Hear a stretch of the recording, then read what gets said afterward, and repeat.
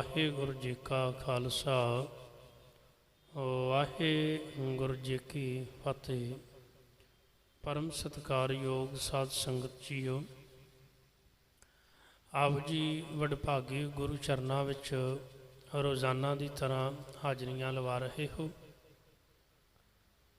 धन गुरु गोबिंद सिंह महाराज सच्चे पातशाह जी साहिबां की मुबारक पवित्र रसना तो उचारण की हुई जाप साहिब की पावन बाणी लड़ीवार तो विचार साझी कर रहे हैं।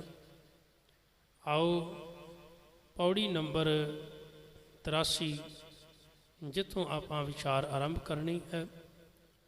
धन कलगीधर महाराज फरमान करते हैं, लोक 14 है के बिखै जग जापही जिह जाप।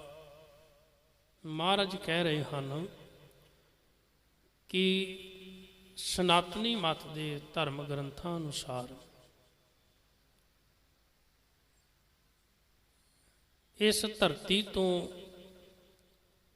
7 लोक उत्ते मन्ने गए ने ते इस धरती तो 7 लोक थल्ले मन्ने गए ने। 14 लोक मन्ने गए ने, पर उन्हां 14 लोकां विच जिन्ने भी जीव हैं वो सारे दे सारे एक अकाल पुरख परमात्मा दे अधीन ने, उनका जाप कर रहे हैं। ऐसा नहीं कि इस धरती ते कोई वखरा भगवान है ते इस तो थले कोई होर धरती उत्थे कोई वखरा भगवान है, या इस धरती तो उत्ते होर कोई धरती है उनदे ते कोई वखरा भगवान। इनका निबेड़ा गुरु नानक देव महाराज जी ने जपजी साहिब की बाणी में कर दिता है। जदों सतगुर सच्चे पातशाह जी इस्लाम मत दे काजियां नूं पीरां नूं मिलते हैं ते उन्हां दा भी मनना है भी 7 पताल ते 7 आकाश ने। गुरु नानक देव महाराज जी ने आख्या नहीं भाई 7 पताल 7 आकाश नहीं, ये तो किन्ने ही पताल ते किन्ने आकाश ने, इन्हां दी गिणती नहीं की जा सकती। लख आकाशां आकाश। महाराज आदि ने किन्ने आकाश लखां ही, एक नहीं 2 नहीं लखां ही। लख आकाशां आकाश पातालां पाताल ओढ़क ओढ़क भाल सके वेद कैनिकवाद। महाराज आदि ने लभण वाले लभदे लभदे थक गए, पर वो ये नहीं दस सके भी किन्ने पताल ते किन्ने आकाश। ये तो अंदाजा अनुमान ही ला के दसिया भी 7 पताल ते 7 आकाश। हुण सतगुर सच्चे पातशाह जी ने जिथे इस भरम नूं दूर किया, एक भरम होर सी कि इस धरती दे थले शिवजी का बैल जिन्हें अपने सिंगां ते इस धरती नूं चुकिया होया, ते जदों इस धरती ते पाप वधदे ने ते वो अपने सिंगां नूं हिलाउंदा है ते धरती हिलदी है, ते जिवें भूकंप आउंदा है भुचाल आउंदा है। लोकां दा मनना सी शायद भुचाल इस करके आउंदा है भी वो उहदे सिंग हिलदे ने ते पाप वधदे ने, वधे हुए पापां कारण ये धरती हिलदी है। महाराज ने गोष्ठी की उन्हां दे नाल, कहन लगे भाई धरती तो थले भी अकाल पुरख परमात्मा ते उत्ते भी। वो आख नहीं, ये धरती तां शिवजी दे बैल दे सिंगां दे आसरे है। गुरु महाराज जी कहन लगे चलो मन लेने तुहाडी गल भी सिंगां दे आसरे है, पर बैल किहदे आसरे है। महाराज ने भी सवाल करता,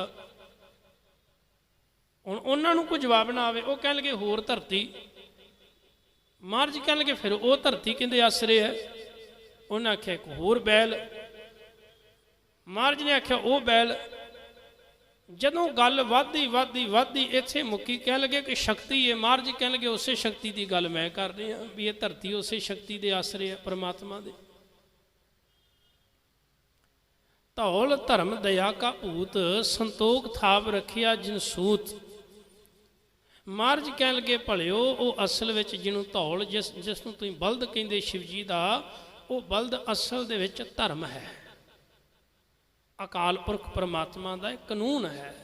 ਉਹਦੀ ਸੱਤਾ ਦੇ ਆਸਰੇ ਹੀ ਇਹ ਧਰਤੀ ਟਿਕੀ ਹੋਈ ਹੈ, ਉਹਦੇ ਹੁਕਮ ਵਿੱਚ ਇਹ ਧਰਤੀ ਵੱਜੀ ਹੋਈ ਹੈ, ਹੋਰ ਕੋਈ ਬੈਲ ਨਹੀਂ। ਇਹ ਤੇ ਅਕਾਲ ਪੁਰਖ ਨੇ ਸ੍ਰਿਸ਼ਟੀ ਦੀ ਰਚਨਾ ਕੀਤੀ ਹੈ, ਤੇ ਉਹ ਕੇਵਲ ਧਰਤੀ ਨਹੀਂ, ਧਰਤੀ ਵਰਗੇ ਹੋਰ ਕਿੰਨੇ ਕੁ ਐਸੇ ਕਹਿ ਲਗੇ ਵੱਡੇ ਵੱਡੇ ਖੰਡ ਨੇ ਜਿਹੜੇ ਅਕਾਲ ਪੁਰਖ ਦੇ ਆਸਰੇ ਚੱਲ ਨੇ। ਤੇ ਅੱਜ ਜਦੋਂ ਖੋਜਾਂ ਹੋਈਆਂ ਨੇ, ਹੁਣ ਤਾਂ ਤਸਵੀਰਾਂ ਇੰਟਰਨੈਟ ਦੇ ਉੱਤੇ ਤੁਸੀਂ ਵੇਖ ਸਕਦੇ ਹੋ ਵੀ ਕਿਹੜਾ ਬੈਲ ਹੈ, ਤੇ ਸਭ ਪਤਾ ਹੈ। ਕਿੰਨੀਆਂ ਖੋਜਾਂ ਹੋ ਰਹੀਆਂ ਨੇ, ਤੇ ਹਜ਼ਾਰਾਂ ਲੱਖਾਂ ਸਾਲਾਂ ਤੋਂ ਇਹ ਧਰਤੀ ਵੀ ਚੱਲ ਰਹੀ ਹੈ, ਚੰਨ ਤਾਰੇ ਵੀ ਚੱਲ ਰਹੇ ਹਨ, ਇਹ ਕਾਇਨਾਤ ਚੱਲ ਰਹੀ ਹੈ। ਤੇ ਕੌਣ ਚਲਾ ਰਿਹਾ? ਅਕਾਲ ਪੁਰਖ। ਤਾਂ ਕਲਗੀਧਰ ਮਹਾਰਾਜ ਆਖਦੇ ਨੇ ਭਾਵੇਂ ਤੂੰ 7 ਆਕਾਸ਼ਾਂ ਦੀ ਗੱਲ ਕਰ ਲੈ, 7 ਪਤਾਲਾਂ ਦੀ ਗੱਲ ਕਰ ਲੈ, ਜਾਂ 14 ਭਵਨਾਂ ਦੀ ਗੱਲ ਕਰ ਲੈ, ਜਾਂ ਇਸ ਤੋਂ ਹੋਰ ਜ਼ਿਆਦਾ ਦੀ ਵੀ ਗੱਲ ਕਰ ਲੈ, ਪਰ ਇੱਕ ਗੱਲ ਯਾਦ ਰੱਖੀ, ਇੱਕ ਅਕਾਲ ਪੁਰਖ ਪਰਮਾਤਮਾ ਦੇ ਅਧੀਨ ਹੈ, ਉਹਦੇ ਤੋਂ ਵੱਖਰੇ ਨਹੀਂ ਹੋ ਸਕਦੇ। ਉਸ ਅਕਾਲ ਪੁਰਖ ਨੂੰ ਹੀ ਜਪ ਰਹੇ ਹਨ। ਜਗ ਜਪ ਹੀ ਜਿਹ ਜਾਪ, ਜਗਤ ਦੇ ਜੀਵ ਕੇਵਲ ਇੱਕ ਅਕਾਲ ਪੁਰਖ ਨੂੰ ਜਪਦੇ ਹਨ। ਆਦ ਦੇਵ ਅਨਾਦ ਮੂਰਤ। ਹੁਣ ਮਹਾਰਾਜ ਨੇ ਉਹਦੀ ਫਿਰ ਵਿਆਖਿਆ ਕਰਤੀ ਅਕਾਲ ਪੁਰਖ ਦੀ, ਵੀ ਜਿਹਨੂੰ ਜਪਦੇ ਨੇ ਉਹ ਹੈ ਕਿਹੋ ਜਿਹਾ। ਆਦ ਦੇਵ, ਦੇਵ ਦਾ ਅਰਥ ਹੈ ਪੂਜਣ ਯੋਗ, ਜਿਹੜਾ ਮੁੱਢ ਤੋਂ ਸ਼ੁਰੂ ਤੋਂ ਪੂਜਿਆ ਜਾ ਰਿਹਾ ਅਕਾਲ ਪੁਰਖ। ਅਨਾਦ ਮੂਰਤ, ਜਿੰਦਾ ਕੋਈ ਕਹਿ ਲਗੇ ਇੱਕ ਵੱਖਰਾ ਕੋਈ ਸਰੂਪ ਨਹੀਂ, ਵੱਖਰੀ ਕੋਈ ਤਸਵੀਰ ਨਹੀਂ, ਕੋਈ ਮੂਰਤ ਨਹੀਂ। ਹਾਂ ਭਾਈ, ਉਹ ਮੁੱਢ ਤੋਂ ਹੀ ਚਲਿਆ ਆ ਰਿਹਾ ਹੈ। ਥਾਪਿਓ ਸਭੈ ਜੇ ਥਾਪ, ਜਿਹਨੇ ਸਾਰੀ ਸਥਾਪਨਾ ਕੀਤੀ ਹੈ, ਸਾਰਾ ਕੁਝ ਬਣਾਇਆ ਹੈ, ਸਾਰਾ ਕੁਝ ਰਚਿਆ ਹੈ, ਜੀਵ ਜੰਤ ਪਹਾੜ ਹਵਾ ਪਾਣੀ ਅੱਗ ਸਭ ਅਕਾਲ ਪੁਰਖ ਨੇ ਸਿਰਜਿਆ ਹੈ, ਬਣਾਇਆ ਹੈ। ਪਰਮ ਰੂਪ ਪੁਨੀਤ ਮੂਰਤ, ਧੰਨ ਕਲਗੀਧਰ ਮਹਾਰਾਜ ਆਖਦੇ ਨੇ ਉਹ ਪਰਮ ਹੈ। ਉਹਦੀ ਜਿਹੜੀ ਹਸਤੀ ਹੈ ਨਾ, ਪਰਮ ਉੱਚੀ ਹੈ, ਬੜੀ ਮਹਾਨ ਹੈ। ਪੁਨੀਤ ਮੂਰਤ, ਉਹਦਾ ਜਿਹੜਾ ਸਰੂਪ ਹੈ ਬੜਾ ਪਵਿੱਤਰ ਹੈ। ਇੱਕ ਅਕਾਲ ਪੁਰਖ ਐਸੀ ਹਸਤੀ ਹੈ ਜਿਹੜੀ ਪਵਿੱਤਰ ਹੈ। ਬਾਕੀ ਅਸੀਂ ਜਿੰਨੇ ਜੀਵ ਹਾਂ, ਅਸੀਂ ਤਾਂ ਪਵਿੱਤਰਤਾ ਦਾ ਦਾਅਵਾ ਕਰਦੇ ਹਾਂ। ਹਰ ਬੰਦਾ ਦਾਅਵਾ ਕਰਦਾ ਮੈਂ ਬੜਾ ਪਵਿੱਤਰ ਹਾਂ ਜੀ, ਮੈਂ ਬੜਾ ਸੁੱਚਾ ਹਾਂ। ਅਸੀਂ ਤਾਂ ਹੱਥ ਮੂੰਹ ਧੋ ਕੇ ਇਸ਼ਨਾਨ ਕਰਕੇ 2 ਵਾਰੀ ਦਿਨ ਦੇ ਵਿੱਚ, ਤੇ ਫਿਰ ਇਹ ਆਖਣਾ ਸ਼ੁਰੂ ਕਰ ਦਿੰਦੇ ਹਾਂ ਅਸੀਂ ਤਾਂ ਜੀ ਵੇਖੋ ਬੜੇ ਪਵਿੱਤਰ ਹਾਂ, ਸੁੱਚੇ ਹਾਂ। ਤੇ ਅਸੀਂ ਉਹਨਾਂ ਮਨੁੱਖਾਂ ਦੇ ਲਾਗੇ ਨਹੀਂ, ਕਈ ਤਾਂ ਇਹੋ ਜਿਹੇ ਨੇ ਸਾਡੇ, ਉਹ ਪਾਣੀ ਨਹੀਂ ਪੀਂਦੇ ਕਿਸੇ ਦੇ ਹੱਥ ਦਾ, ਉਹ ਕਹਿ ਲਗੇ ਅਸੀਂ ਤੇ ਬੜੇ ਸੁੱਚੇ ਆ। ਤੇ ਉਹਨਾਂ ਨੇ ਸੁੱਚਮਤਾ ਦੀ ਵਿਆਖਿਆ ਹੀ ਹੋਰ ਕਰ ਦਿੱਤੀ।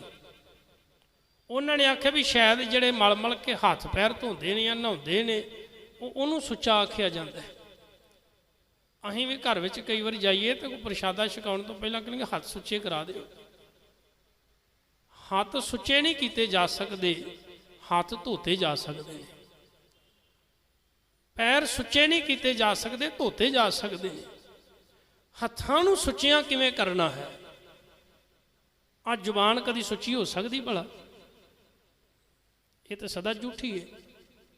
ਜਿੰਨਾ ਮਰਜ਼ੀ ਬੁਰਸ਼ ਕਰ ਲਓ ਤੁਸੀਂ, ਜਿੰਨਾ ਮਰਜ਼ੀ ਤੁਸੀਂ ਆਖੋ ਵੀ ਮੈਂ ਪਾਣੀ ਮੂੰਹ ਪਾ ਕੇ ਬਾਹਰ ਕੱਢ ਲਾਂ, ਫਿਰ ਝੂਠੀ ਦੀ ਝੂਠੀ ਹੈ। ਪਰ ਇਹ ਵੀ ਸੁੱਚੀ ਹੋ ਸਕਦੀ ਹੈ। ਕਿਵੇਂ? ਪਾਣੀ ਨਾਲ ਨਹੀਂ, ਬਾਣੀ ਨਾਲ। ਅੱਖਾਂ ਸੁੱਚੀਆਂ ਹੋ ਸਕਦੀਆਂ ਸਨ, ਕੰਨ ਸੁੱਚੇ ਹੋ ਸਕਦੇ ਨੇ, ਇਹ ਤਨ ਸੁੱਚਾ ਹੋ ਸਕਦਾ। ਪਰ ਕਿਵੇਂ? ਅਸੀਂ ਉਹ ਜੁਗਤ ਗੁਰੂ ਕੋਲੋਂ ਲਈ ਨਹੀਂ, ਅਸੀਂ ਕੇਵਲ ਇਹ ਭਰਮ ਪਾਲ ਕੇ ਬਹਿ ਗਏ ਵੀ ਅਸੀਂ ਧਾਰਮਿਕ ਸਥਾਨਾਂ ਤੇ ਇਸ਼ਨਾਨ ਕਰ ਲਿਆ ਤੇ ਸੁੱਚੇ ਹੋ ਗਏ। ਅਸੀਂ ਇਸ਼ਨਾਨ ਕਰ ਲਿਆ, ਸੁੱਚੇ ਹੋ ਗਏ। ਗੁਰੂ ਪਿਆਰ ਵਾਲਿਆ, ਇਹ ਤੇ ਮਲੀਨਤਾ ਲਾਈ ਹੈ ਤੂੰ। बाहर की पवित्रता हो गई पर सुच्चा नहीं होया। महाराज ने तां ही बाणी विच ये मनुख नूं समझा दिता, सुचे ये ना आखी बहन जो पिंडा धोए। मेरे वर्गे रोज़ पिंडा धो के चंगी तरह मल मल के अपने आप नूं सुच्चा समझी जाते हैं। सुचे सही नानका जिन मन वसिया सोए। सुचे ओने जिन्हां दे मन विच अकाल पुरख परमात्मा की पवित्रता है। हुण अखां ते मैलियां ने, पराया तन पराया धन वेखदियां ने, तू छिट्टे मारदा पानी दे सुचियां हो गई ने। जुबान निंदिया चुगली करती है, माड़ा खांदी माड़ा बोलती है, तू आना है सुची हो गई। हाथ सारा दिन तेरे माड़े काम करते ने, लोगों का हक मारते ने, ते तू आखना भी मेरे हाथ सुचे हो गए ने। पैर तेरे तू कहना पैर मेरे सुचे हो गए ने। ये सारा दिन माड़े पासे तुर तुर के जाते हैं, माड़े लोगों को बहिंदे ने, किवें सुचे हो गए। गुरु पातशाह जी आखते ने अखां सुचियां उदन होणगियां नैनो भेख ठाकुर का रंग। जिदन तू इन्हां अखां नाल अकाल पुरख परमात्मा परमेश्वर के रंग वेखण लग जावेगा, जिदन इन्हां अखां विच गुरु का नाम का छिट्टा पै गया ना, फिर उदन पता की होवेगा। ए नेत्रो मेरेओ हर तुम मैं जो तरी, हर बिन अवर न देखो कोई। ये भी संसार तुम देखते हर का रूप है, हर रूप नदरी आया। जिदन इन्हां कन्नां दे विच ज्ञान का छिट्टा पै गया गुरु का, उदन फिर इन्हां नूं सुचियां करन दी लोड़ नहीं पवेगी, सुची हो जाणगे। ये श्रवणो मेरेओ सच है सुने नो पठाए। उदन ये सच सुन गए, चंगा सुन गए, माड़ा नहीं सुन गए। उदन ये जीभ जिहड़ी है, ये रसना तू अनरस राच रही, तेरी प्यास न जाए। अज जिंदी प्यास बुझदी नहीं ना, उदन फिर इनकी प्यास बुझ जाएगी। क्यों? उदन इहदी रसना दे उत्ते अकाल पुरख दे नाम का छिट्टा वज जाएगा। नहीं तो पानी के जिन्ने मर्जी छिट्टे मर जाए ने, सुचियां नहीं होना। अखां सुचियां उदन होणगियां जिदन ज्ञान वस गया। कन सुचे उदन होणगे जिदन गुरु का उपदेश वस गया। ये हाथ उदन पवित्र हो जाणगे जिदन इन्हां हत्थां नाल गुरु की दसी हुई किरतकार लग्या करना। ये पैर उदन पवित्र हो जाणगे जिदन ये गुरु के दर ते चल के जाणगे, चंगे लोकां विच बैठणगे, भैड़ी संगत विच नहीं बैठणगे। उदन समझी पवित्र ने। धन गुरु कलगीधर महाराज पातशाह जी बड़ी कृपा करते हैं। कह लगे जे पवित्र हस्ती है दुनिया दे विच ते केवल अकाल पुरख है, तो उस अकाल पुरख नाल जुड़ के बंदा पवित्र जीवन वाला हो सकता है। उस पवित्र नाल जुड़ के पुनीत मूरत पूर्ण पुरख अपार, वो पूर्ण है, उनदे विच कोई कमी नहीं, वो अधूरा नहीं, संपूर्ण है। असीं अधूरे हाँ, साडे विच कोई ना कोई कमी हो सकती है। अकाल पुरख विच कोई कमी नहीं, वो पूर्ण है। पुरख सर्वव्यापक है, अपार वो बेअंत है। सर्व विश्व रचियो सुयंभव, सर्व विश्व भाव विश्व विच सारी कायनात विच वसिया होया है, रचिया होया है, अपने आप तो बनया है। गड़न भंजन हार, गड़न का अर्थ है उन्हें घड़िया है, कायनात में बनाया है, फिर आप ही इनू खत्म करने वाला है। जे वो साजनहारा है तो मिटाउण वाला भी आप अकाल पुरख है। कालहीन कला संयुक्त अकाल पुरख आदेश। कालहीन वो काल तो रहत है, मौत तो रहत है। कला संयुक्त, कला का अर्थ होंदा सत्या, ताकत। अकाल पुरख की जिहड़ी सत्या है, जिहड़ी ताकत है, वो उस वे समर्थ है। जिवें मान लो किसी बंदे नूं ताकत मिल जाए, कोई अहदे ते बैठ जाता है, कोई अफसर है वो बैठा है तो उहदे कोल ताकत है, पर वो उस ताकत की वरतों उन्ना चिर नहीं कर सकता जिन्ना चिर अपने वड्डे तो पुछ के वो ना चले। जे वो अपनी मर्जी नाल इस ताकत की वरतों करेगा तो हो सकता है कल नूं वो इस ताकत की गलत वरतों कर बैठे तो उन्होंने भुगतनी पै जाए सज़ा।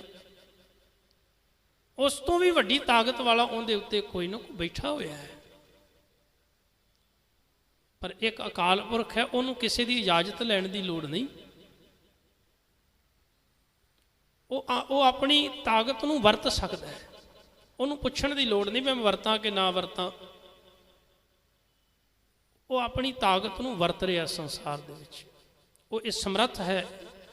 अकाल पुरख आदेश अकाल मौत तो रहत। अकाल शब्द की वरतों जिहड़ी है ना, सब तो पहला गुरु नानक देव महाराज पातशाह जी ने मूल मंत्र विच कीती है, अकाल मूरत।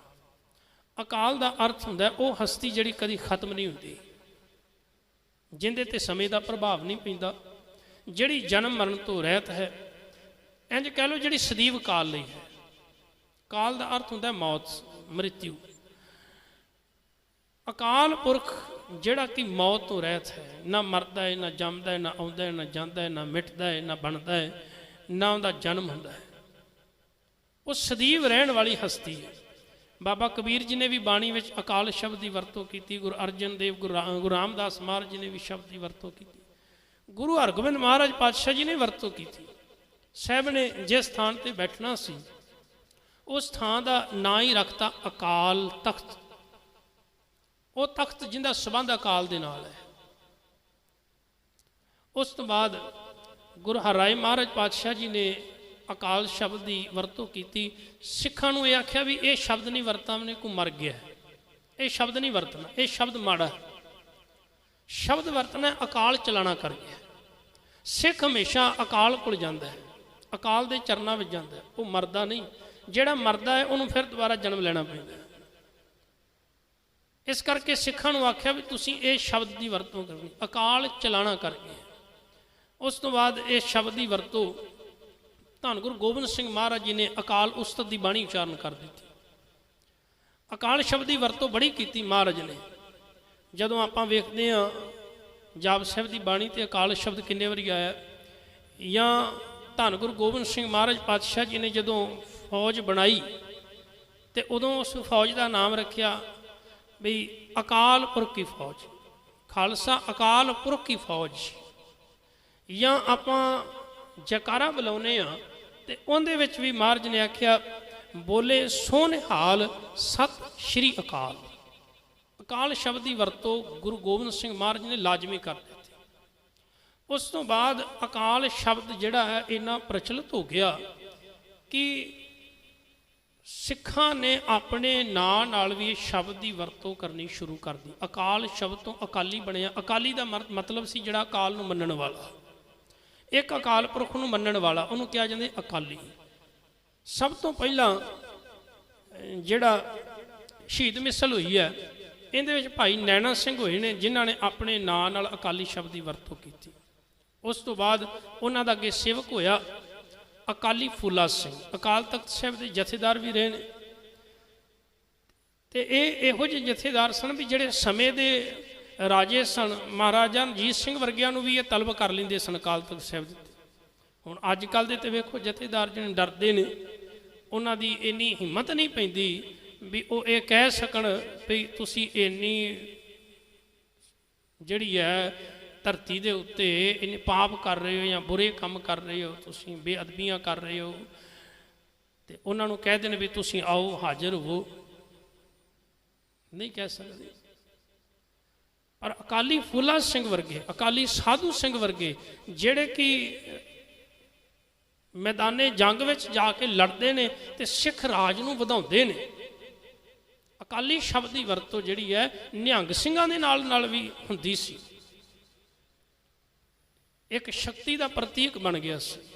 खालसा राज की स्थापति जदों हुई तो बड़ी दूर दूर मुल्तान तक ये सूरमे जड़े हैं ये खालसा फौज जिहड़ी है अकाली घुमदी सी ते जांदी सी। जदों अंग्रेज सरकार आई उदों उन्होंने ये खालसा फौज नूं जिहड़े अकाली फौज सी इनके कई टुकड़े कर दिते। बाद विच जदों गुरधामां उत्ते कब्जे हो गए, जिहड़े महंत सन जदों करप्ट हो गए, गुरद्वारियां उत्ते जा काबज हो गए, कब्जे कर लए, उन्होंने उन्हां दी दुरवरतों करनी शुरू कर दी। गुरु घर की जिहड़ी माया सी तो महाराजा रणजीत सिंह ने जगीरां लवाइयां गुरु घरां नूं, उहदी वरतों गलत करनी शुरू कर दी। ਆਪਣੀ ਅਯਾਸ਼ੀ ਵਾਸਤੇ ਉਹਨਾਂ ਨੇ ਗੁਰੂ ਘਰਾਂ ਨੂੰ ਵਰਤਣਾ ਸ਼ੁਰੂ ਕੀਤਾ।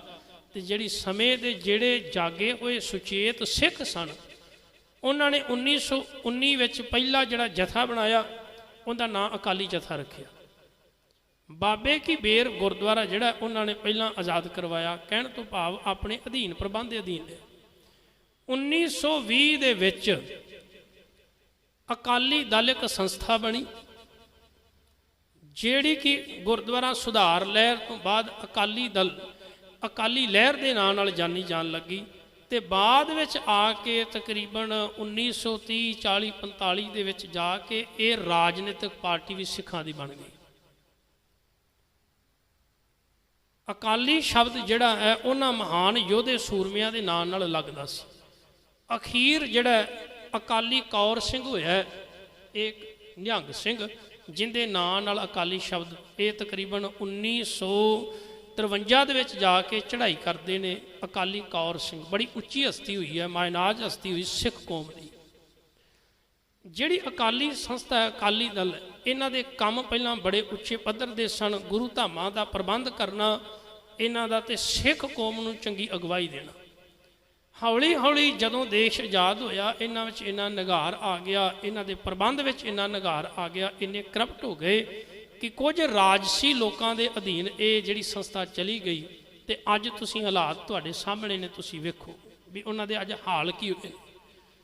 ਸਮੇਂ ਦੇ ਜਥੇਦਾਰ ਨੇ ਪਿੱਛੇ ਜੀ ਇਹ ਬਿਆਨ ਦਿੱਤਾ, ਉਹਨੇ ਆਖਿਆ ਵੀ ਅਕਾਲੀ ਦਲ ਖਤਰੇ ਵਿੱਚ ਹੈ। ਕਿਉਂ? ਕਿਉਂਕਿ ਪਾਰਟੀ ਹਾਰ ਗਈ ਹੈ। ਜਥੇਦਾਰ ਸਾਹਿਬ ਨੂੰ ਇੰਨਾ ਨਹੀਂ ਪਤਾ ਵੀ ਅਕਾਲੀ ਦਲ ਜਿਹੜੀ ਹੈ ਉਹ ਕੇਵਲ ਅਕਾਲੀ 4 ਬੰਦਿਆਂ ਦੀ ਇਹ ਪਾਰਟੀ ਨਹੀਂ, ਵੀ ਜਿਹੜੇ 4 ਬੰਦੇ ਜਿਹੜੇ ਨੇ, ਜਿਹੜੇ ਅਕਾਲੀ ਦਲ ਵਿੱਚ ਨੇ, ਸਿਰਫ ਉਹੀ ਅਕਾਲੀ ਨੇ। ਅਕਾਲੀ ਉਹ ਹਰ ਇੱਕ ਸਿੱਖ ਜਿਹੜਾ ਅਕਾਲ ਨੂੰ ਪੂਜਦਾ ਹੈ, ਜਿਹੜਾ ਅਕਾਲ ਪੁਰਖ ਨੂੰ ਮੰਨਦਾ ਹੈ, ਉਹ ਹਰ ਇੱਕ ਸਿੱਖ ਅਕਾਲੀ ਹੈ। ਤਾਂ ਧੰਨ ਗੁਰੂ ਗ੍ਰੰਥ ਸਾਹਿਬ ਮਹਾਰਾਜ ਪਾਤਸ਼ਾਹ ਜੀ ਵਿੱਚ ਅਕਾਲ ਸ਼ਬਦ ਦੀ ਵਰਤੋਂ ਕੀਤੀ, ਤੇ ਹਰ ਇੱਕ ਸਿੱਖ ਜਿਹੜਾ ਉਸ ਅਕਾਲ ਦਾ ਪੁਜਾਰੀ ਹੈ। ਧੰਨ ਕਲਗੀਧਰ ਮਹਾਰਾਜ ਨੇ ਵੀ ਆਖਿਆ, ਪੂਜਾ ਅਕਾਲ ਕੀ ਪਰਚਾ ਸ਼ਬਦ ਕਾ ਦਿਦਾਰ ਖਾਲਸੇ ਕਾ। ਤਾਂ ਇੱਥੇ ਬੜੀ ਰਹਿਮਤ ਕਰ ਰਹੇ ਨੇ ਧੰਨ ਗੁਰੂ ਗੋਬਿੰਦ ਸਿੰਘ ਮਹਾਰਾਜ ਪਾਤਸ਼ਾਹ ਜੀ। ਉਹ ਹਸਤੀ ਜਿਹੜੀ ਅਸਲ ਦੇ ਵਿੱਚ ਸਦੀਵ ਰਹਿਣ ਵਾਲੀ ਹੈ। ਅਕਾਲ ਪੁਰਖ ਆਦੇਸ਼ ਧਰਮ ਧਾਮ ਸੁ ਭਰਮ ਰਹਿਤ ਅਭੂਤ ਅਲਖ ਅਭੇਸ। ਧਰਮ ਧਾਮ ਅਕਾਲ ਪੁਰਖ ਪਰਮਾਤਮਾ ਦਾ ਜਿਹੜਾ ਘਰ ਹੈ ਨਾ, ਉਹ ਧਰਮ ਦਾ ਘਰ ਹੈ। ਉਹਦੇ ਘਰ ਦੇ ਵਿੱਚ ਨਿਆਂ ਦੀ ਗੱਲ ਹੁੰਦੀ ਹੈ, ਧਰਮ ਦੀ ਗੱਲ ਹੁੰਦੀ ਹੈ, ਸੱਚ ਹੱਕ ਦੀ ਗੱਲ ਹੁੰਦੀ ਹੈ। ਉਹ ਅਕਾਲ ਪੁਰਖ ਪਰਮਾਤਮਾ ਭਰਮਾਂ ਤੋਂ ਰਹਿਤ ਹੈ, ਇਹਨਾਂ ਤੋਂ ਉੱਚਾ ਹੈ। ਅਭੂਤ ਅਲਖ ਅਭੇਸ। ਅਭੂਤ ਕਹਿਣ ਲੱਗੇ ਜਿਹੜਾ 5 ਤੱਤਾਂ ਤੋਂ ਨਹੀਂ ਬਣਿਆ, ਉਹ 5 ਤੱਤਾਂ ਤੋਂ ਰਹਿਤ ਹੈ। ਅਲਖ ਉਹਨੂੰ ਵੇਖਿਆ ਨਹੀਂ ਜਾ ਸਕਦਾ, ਭੇਸ ਉਹਦਾ ਕੋਈ ਪਹਿਰਾਵਾ ਨਹੀਂ। ਤੇ ਅਖੀਰਲੇ ਬਚਨ ਮਾਰਜ ਕਰਨੇ, ਅੰਗ ਰਾਗ ਨਾ ਰੰਗ ਜਾਕੈ। ਅੰਗ ਭਾਵ ਸਰੀਰ ਦੇ ਜਿਹੜੇ ਅੰਗ ਨੇ, ਅਕਾਲ ਪੁਰਖ ਪਰਮਾਤਮਾ ਦਾ ਸਰੀਰ ਨਹੀਂ, ਅੰਗ ਨਹੀਂ, ਇਸ ਕਰਕੇ ਉਹ ਇਹਨਾਂ ਦੇ ਮੋਹ ਵਿੱਚ ਨਹੀਂ ਫਸਿਆ। ਰੰਗ ਜਾਕੇ ਉਹਦਾ ਕੋਈ ਰੰਗ ਵੀ ਨਹੀਂ, ਜਾਤ ਪਾਤ ਨਾ ਨਾਮ, ਨਾ ਕੋਈ ਭਾਈ ਉਹਦੀ ਜਾਤ ਹੈ, ਨਾ ਕੋਈ ਕੁੱਲ, ਨਾ ਕੋਈ ਉਹਦੀ ਬਰਾਦਰੀ, ਨਾ ਕੋਈ ਉਹਦਾ ਨਾਮ ਹੈ। ਗਰਭ ਗੰਜਣ ਦੁਸ਼ਟ ਭੰਜਨ, ਹਾਂ ਉਹਦੀ ਵਡਿਆਈ ਏ, ਵੱਡੇ ਵੱਡੇ ਹੰਕਾਰੀਆਂ ਦਾ ਉਹ ਨਾਸ਼ ਕਰ ਦਿੰਦਾ ਹੈ। ਦੁਸ਼ਟਾਂ ਨੂੰ ਭੰਨਣ ਵਾਲਾ ਹੈ। ਮੁਕਤ ਦਾਇਕ ਕਾਮ, ਉਹ ਅਕਾਲ ਪੁਰਖ ਪਰਮਾਤਮਾ ਜਿਹੜਾ ਨਾ ਮੁਕਤੀ ਦਾਤਾ ਹੈ, ਤੇ ਸਾਰਿਆਂ ਦੀਆਂ ਇੱਛਾਵਾਂ ਪੂਰੀਆਂ ਕਰਨ ਵਾਲਾ ਹੈ। ਗੁਰਦੇਵ ਪਿਤਾ ਕਿਰਪਾ ਕਰਨ, ਰਹਿਮਤ ਕਰਨ। ਐਸੇ ਸਰਵਿਆਪੀ ਅਕਾਲ ਪੁਰਖ ਪਰਮਾਤਮਾ ਦੇ ਚਰਨਾਂ ਨਾਲ ਜੁੜੇ ਰਹੀਏ, ਉਹਦੇ ਗੁਣ ਗਾਈਏ, ਉਹਦੀ ਸਿਫਤ ਕਰੀਏ, ਵਡਿਆਈ ਕਰੀਏ, ਤਾਂ ਜੋ ਸਾਡਾ ਇਹ ਜੀਵਨ ਸਫਲਾ ਹੋ ਸਕੇ। ਹੋਈਆਂ ਭੁੱਲਾਂ ਚੁੱਕਾਂ ਦੀ ਖਿਮਾ। ਵਾਹਿਗੁਰੂ ਜੀ ਕਾ ਖਾਲਸਾ, ਵਾਹਿਗੁਰੂ ਜੀ ਕੀ ਫਤਿਹ। ਸਤਿਨਾਮ।